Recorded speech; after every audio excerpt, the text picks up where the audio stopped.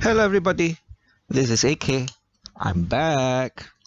So some of us might know that Mr. Warren Buffett famously said that just looking at prices alone is not investing, right? And I will add to that by saying that if we are looking at prices alone, we look at prices only, we are not investing, we are trading, right? So prices are important for traders, right? That's how they make their money, right? They look at prices up and down and when to buy, when to sell, buy at supports, sell when it's at resistance. That's range trading, for example. Yeah, so looking at prices, they don't care about the value, they just care about price action, right? So, but as investors, we are also interested in prices, but we are even more interested in value, right? So the price of this stock might be $1 per share, but what is the value backing that $1 per share? And of course, when it comes to valuation, it's not something as simple as looking at charts, right? So there's probably 101 schools when it comes to valuation, all the different ratios that we look at and which ratio applies to which industry, and how are they relevant, right, at different times, for example. So when in the recent videos I talk about banks and REITs,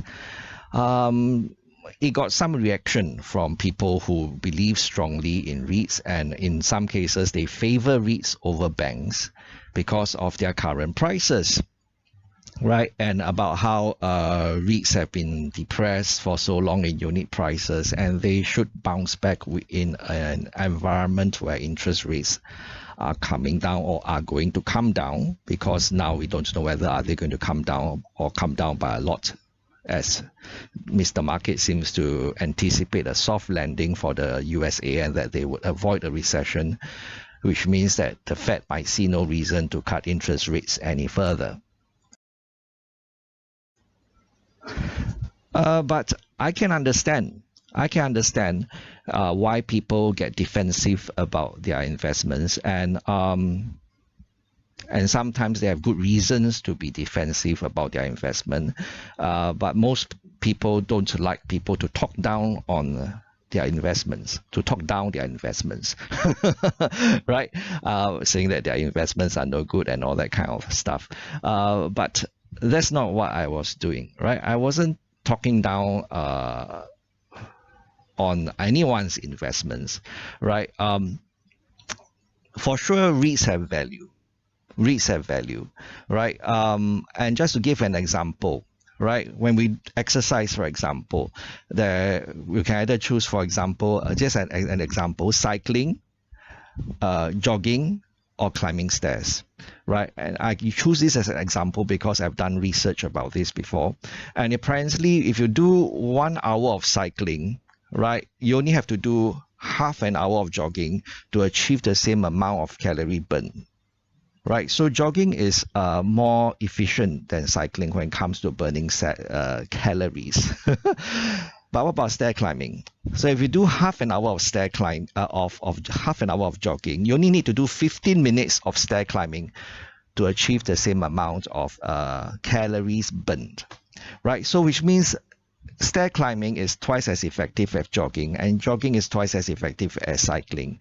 So that means stair climbing is 4 times more effective than cycling. So you save quite a lot of time if you decide to climb stairs instead of cycle, right? If your aim is to burn calories and to lose weight, right? So what am I trying to say here? There's absolute value and there's relative value, right? So all 3 forms of exercise have value, right? They will help you to become healthier, you lose some excess weight, right? And you become fitter, right? But relatively speaking, stair climbing is a better option because it does the same thing faster, right? It's more efficient, more efficient use of time, right? So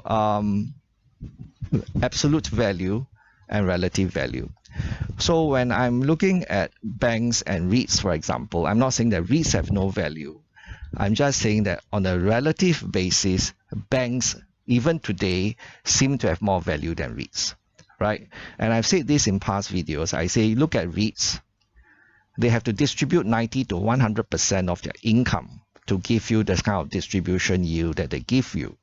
90 to 100% of their income.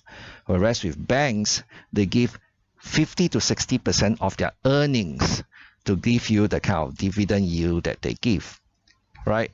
So just based on that alone, you think that banks offer better value than REITs, even in today's environment, right? And if you want to look at it even more objectively, because REITs give out 90 to 100% of their income in order to achieve the kind of distribution, you talk about the blue chip REITs between 5 to 6% distribution yield. If the banks were to give out 90 to 100% of their earnings, 100% would mean it's an earnings yield of 10%. 10% versus what the REITs are offering, 5 to 6%. But of course, the banks won't give you that much. The banks only give you half, right? So it's earnings yield that really hits home, hits the home run, right? Because it means that the banks will grow more valuable over time without us having to do anything else, right? Because they have retained earnings, right? And they give out half of their earnings, and that's already a very attractive dividend yield. So just to reiterate, I'm not talking down any investments. REITs do have value, but banks seem to offer better value. That's all I'm saying. If anyone's looking at the banks today, OCBC and UOB are still offering their stock prices are valued at what? 9.4 times, 9.5 times PE, right? And it's like 1.2 times book. And I think they are still fairly well priced. Just that, could price go lower? Yes, prices could go lower for sure, right? They are not very expensive, but for sure it could be cheaper. Right? So I hope that clears things up. Okay? If AK can talk to himself, so can you. Bye-bye.